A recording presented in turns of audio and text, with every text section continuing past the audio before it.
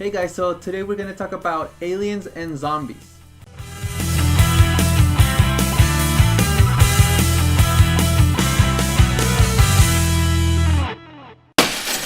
Hey, what's up guys, and welcome to this week's episode. Today we're going to talk about World War Z 2 and Star Trek 3. So let's move on. So Peppa and I, we loved World War Z. And now we're super excited because there's a World War Z 2 coming out. Except it might be a little bit different than you might think. So basically this movie is going to be like a clean slate. We're starting over. Yeah, it's pretty much I guess they were going to take a new character. Yeah, we don't know if they're going to keep any of the old characters like Brad Pitt or anyone.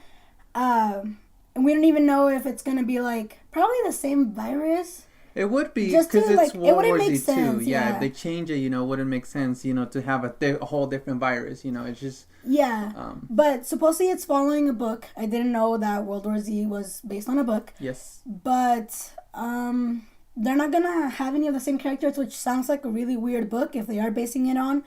Because it's like chapter 1, it's like this whole story, and then chapter 2 is like totally different.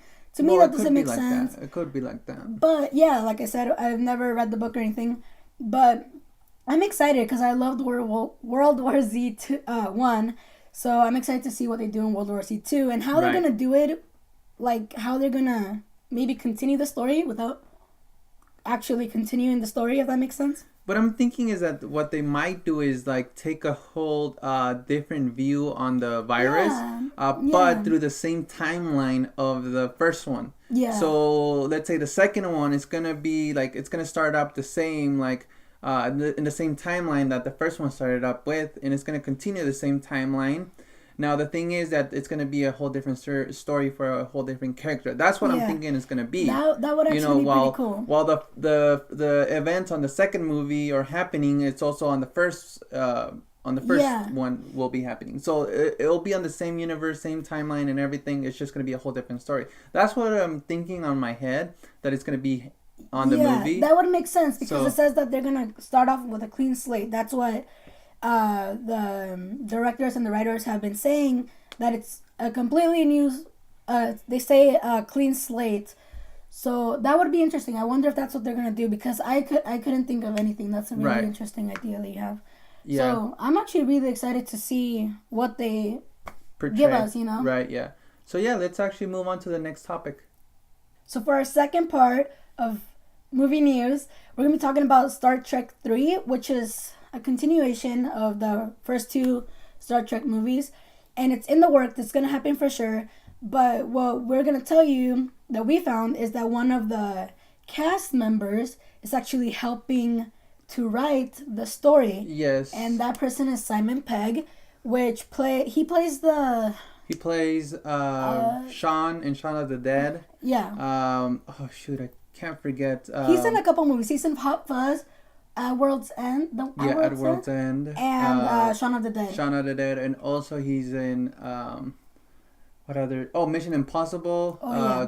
Was it Ghost? No, I want to say Ghost Protocols. I think it's Ghost Protocols. It's the third one, isn't it? No, it's like the fourth one, I think. Oh. I think it's like Ghost Protocols. He's also in Paul, which he also started with Nick Frost, which is his comedy friend. And I know that he helped write Hot Fuzz and Shaun of the Dead and At World's End. At World's End. So if you've seen any of those movies, you know they're amazing. So we're really excited for this movie to be kind of... He's the co-writer? Yeah, he's going to be kind of like the co-writer. He's going to help write the story and everything. I don't know for sure if they're going to bring back the director, which is J.J. Abrams. That's who pretty much brought the 2 other films, Star Trek 1 and 2. Hopefully they do, because J.J. Abrams pretty much brings new stuff to the table, and it's awesome what his work is, And he's also right now he's just finished working with pretty much the Star Wars franchise, which the new movie that's coming out. It's actually directed by J.J. Abrams. So we're pretty excited to see this new movie. Because Star Trek 3. Simon Pegg's movies are usually very funny. They're funny, yeah. They do have action, but he brings a lot of like comedy to it. Right. And I'm excited to see how that kind of goes into Star Trek. Because Star Trek is more... I mean, it does have some comedy, but it's not like Simon Pegg's comedy. Right. So I'm excited to see how these two things combine. If that makes sense. And the last thing that I'm gonna mention about the other movies is that if you guys seen like say the Cornetto trilogy, which is the Shaun of the Dead, Hot Fuzz, and The World's End. That's the Cornetto trilogy. If you've seen those movies, you've seen what happens in those movies. Pretty much, they'll say something in the beginning of the movie, and then at the end, it actually comes true. Oh yeah. So if you pay attention, you'll pretty much kind of figure out the ending. If you like pretty much pay huge attention, and I think I really like that. For me, I'm a big fan of that. And that's all like Simon Pegg and his writing team, like for those movies. So we wonder if maybe that's gonna happen. Like if they're gonna have some kind of element like that added onto the Star Trek.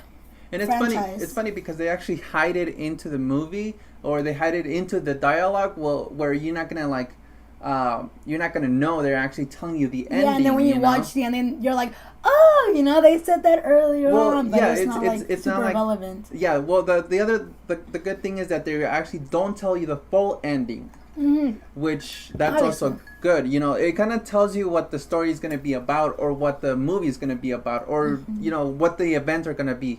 Which is actually pretty cool. Yeah. So, that's all we have for Star Trek 3 for this segment. So let's move on for the next one.